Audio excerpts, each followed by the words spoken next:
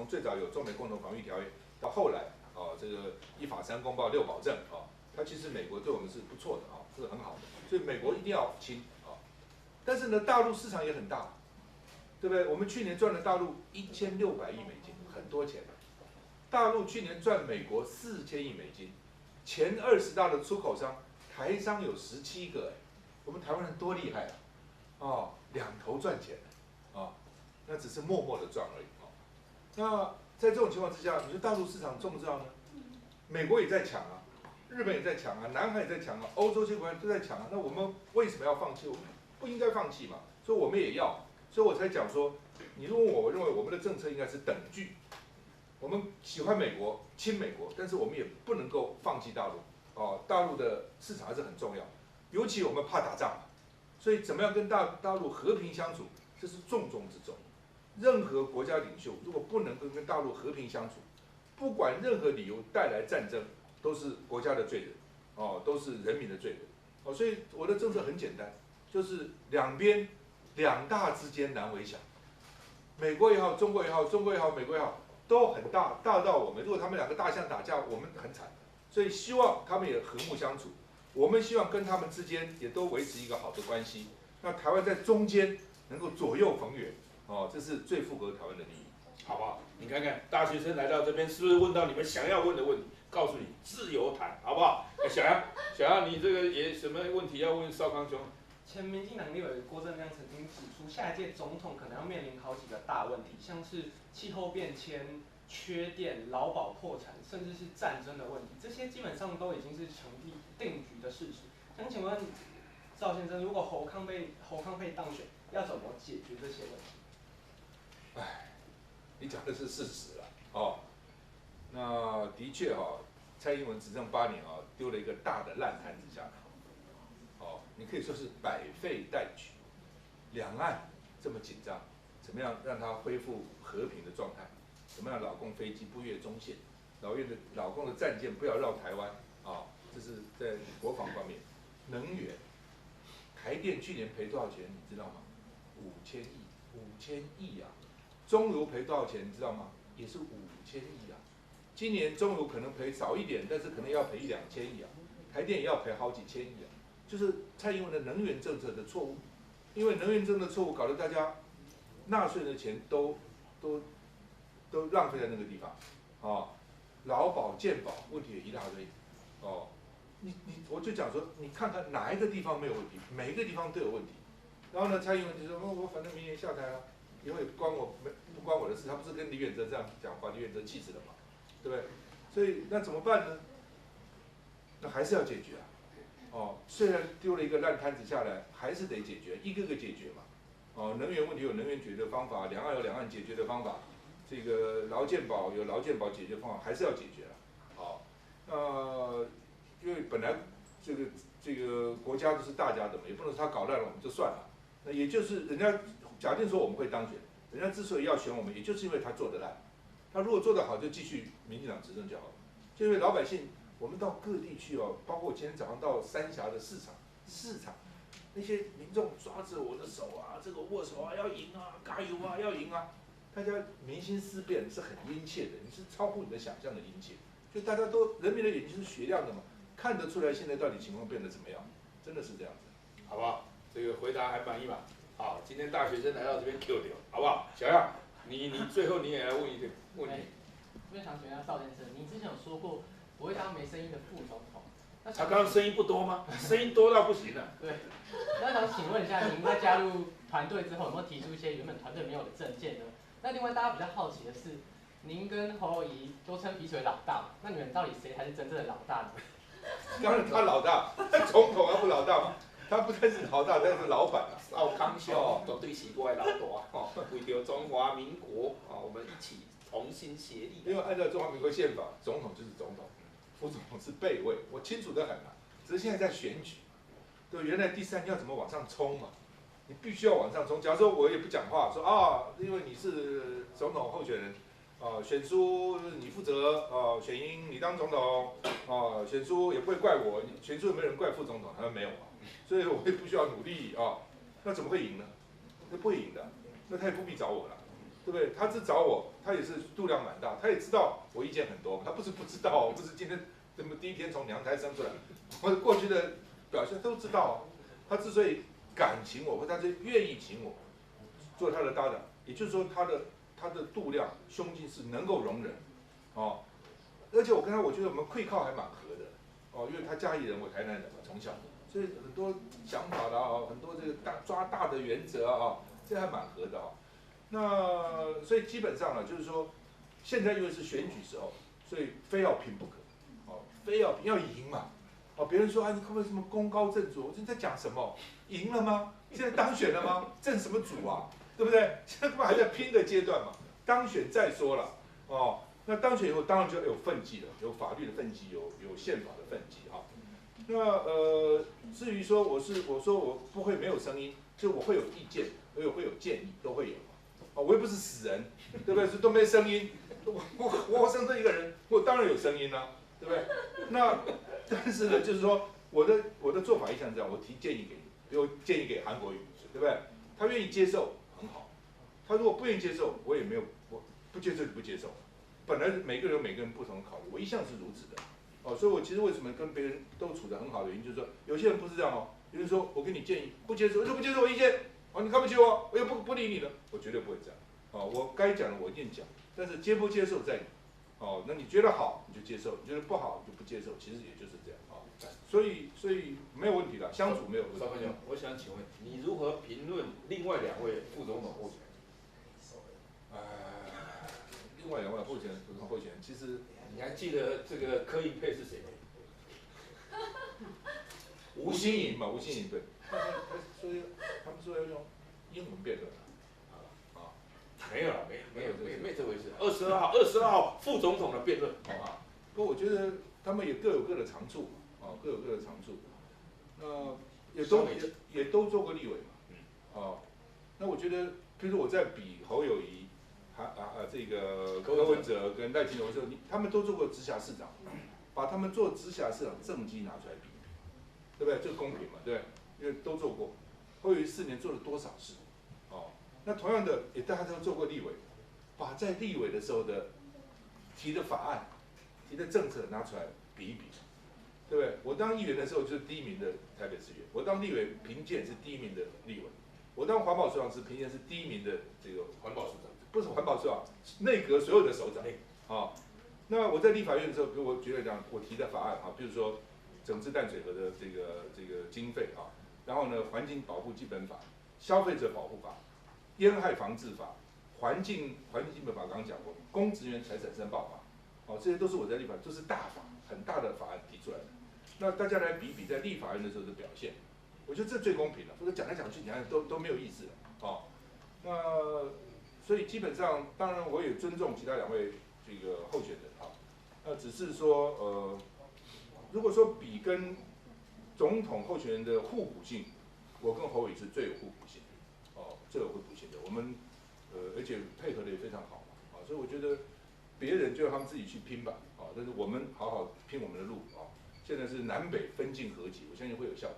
好，谢谢邵刚兄啊，这个现在线上网友快破万了啊，大家按赞加分享，好不好？啊，我看，那你对这个侯康配还有没有什么建议？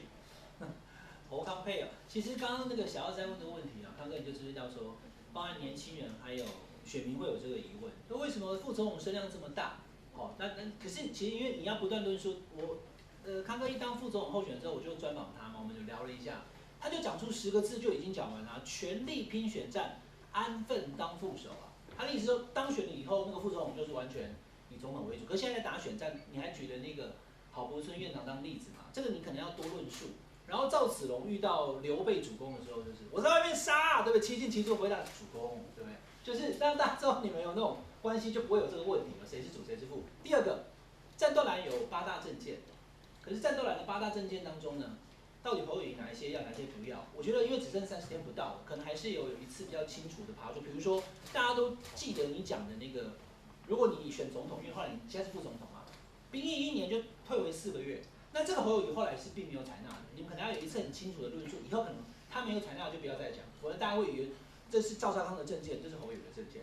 那最后就是说，你马上会遇到刚刚讲的2位副手嘛，好的另外的参选人，那你们会辩论会啦。不知道你现在有没有什么想法，还是说这个不能泄题？你想要问他们2个什么？因为刚哥你毕竟是前辈，哦，你是政坛的前辈，他们2个年纪都比你小很多哦。你的优势在战斗力，那你面对2个后辈的时候，你有办法火力全开去质疑他们吗？我现在还没想到辩论的问题了啊，因为今天晚上还有馆长，哦，然后过2天还要比做伏地挺身吗？啊，过了深蹲，馆长，做自己拿手的项目。馆长会深蹲，然后那个将来还有下礼拜台大了哈，不同的学校，所以那个辩论还没那么快啊。通常我都是辩论前1天、2天才开始思索，再来讲啊，还是要看这个情况的变化哈。那你讲刚刚赵子龙真的是这样，赵子龙打天下，然后刘备做天下，赵少康打选战，侯友宜当总统，就是这样子啊，哦，他就是总统啊哈，所以不会有什么问题的啊，就是只是因为大家要见缝插针嘛，那在这没什么话好讲，一定见缝插针。所以我跟侯友宜在24号哈，10月24号登记完以后，他开车，他的车送我，哦，我在车上就跟他讲，我说友宜兄，他们一定会见缝插针，一定会挑拨我们要小心。他说不会，我绝对不会被挑拨分化啊。战斗蓝的8个政见其实也参考了侯友宜的政见，其实也那时候侯友宜有他的政见，我们也参考了政见啊，但是我们不可能完全一样嘛，对不对？那个时候我也没有要选举啊。这是战斗蓝选立委的政见，就是很多政见侯友宜可能有他的考虑不能提的，立委是可以提的，所以立委的政见跟侯友宜政见当然是有不同的，哦，那不是我的政见，那是立委选举的时候他们可以这个用的政见啊。那好，兵役4个月，侯友宜有答复啊，侯友宜说只要两岸恢复和平，对不对？那就可以兵役从1年恢复成4个月，所以它的前提是两岸要恢复和平，因为现在我就讲嘛，所以我也不是讲说就1年就变成4个月，我不是有条件吗？老共，你战机不要越过中线，表示你的诚意嘛、善意嘛。你战舰不要绕着台湾，对不对？然后呢，你这个对方的这个就对岸的这个飞弹啊，这个兵力啊，能够有意义的减少，让我们派军事观察员去。那你老共有表现这些诚意以后，那我们觉得两岸之间的确是气氛不会开战，那这时候你才有可能降低兵役期限，一定是这样的。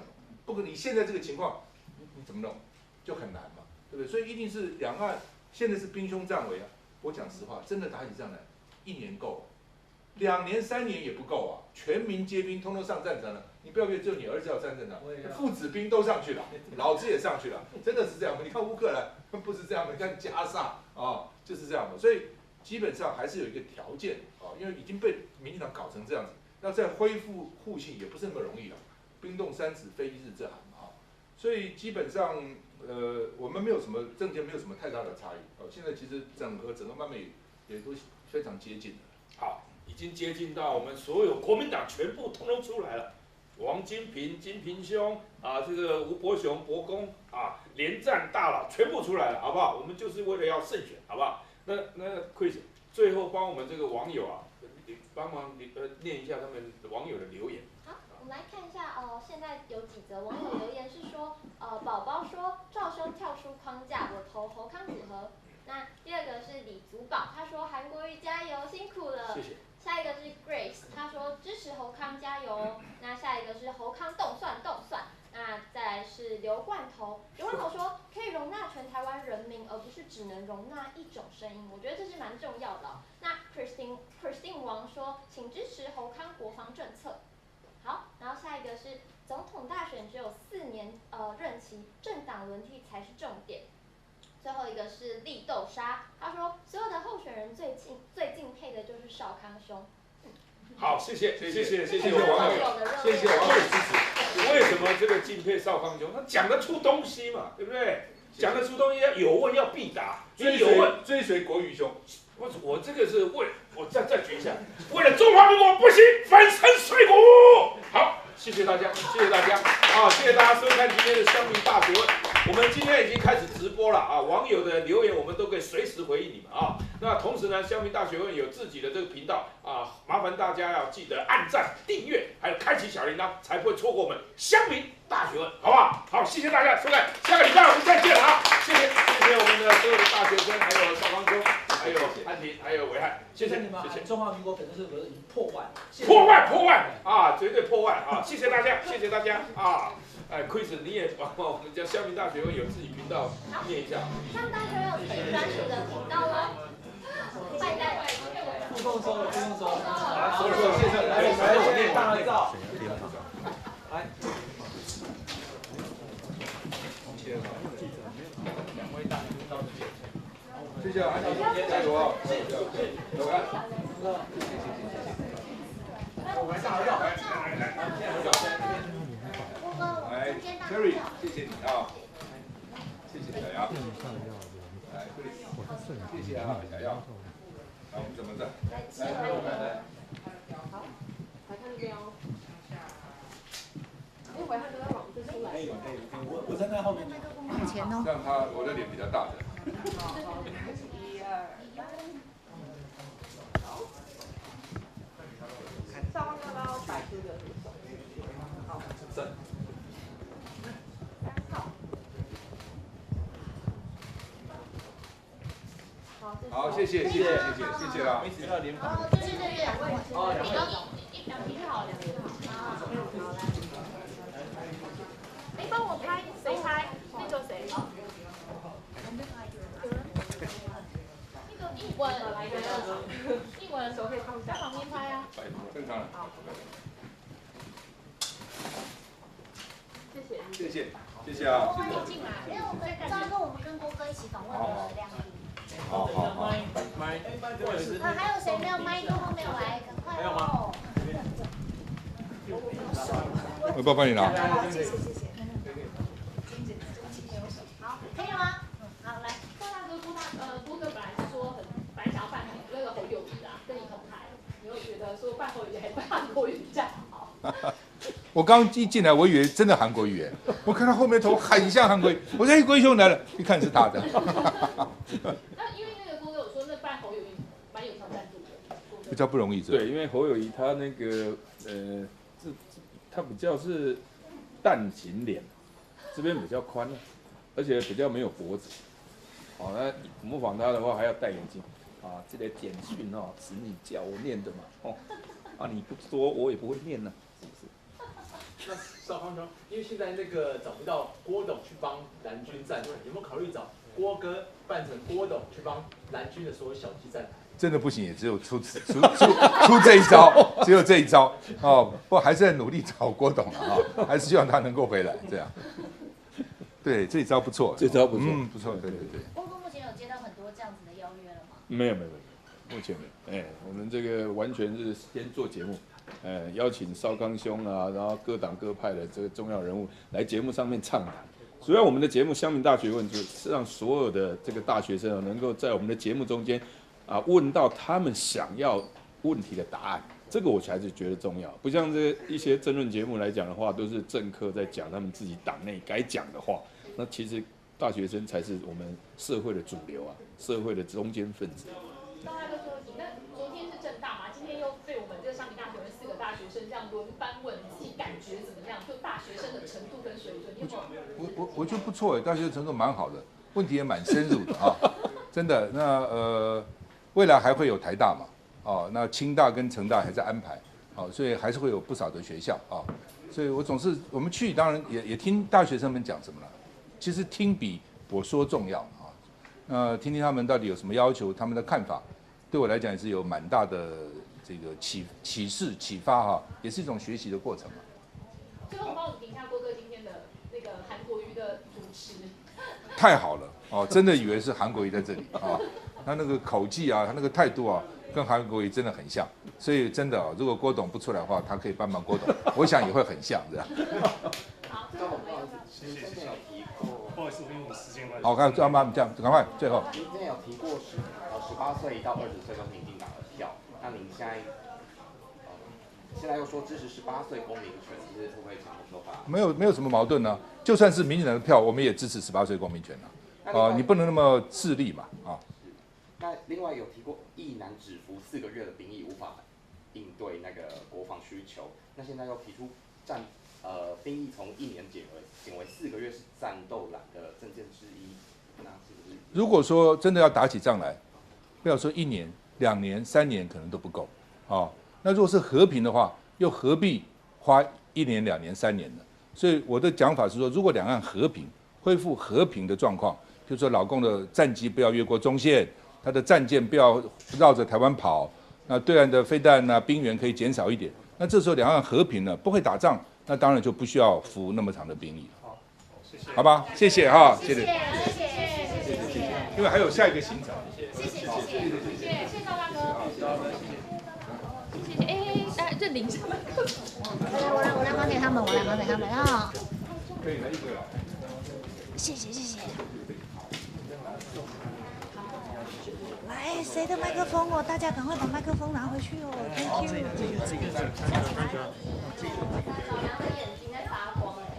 好，谢谢，来，谢谢，问你爸啊，Jerry。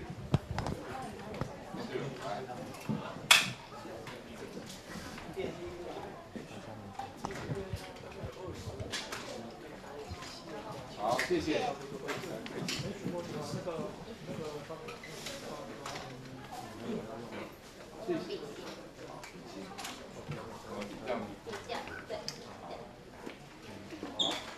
谢谢，谁啊？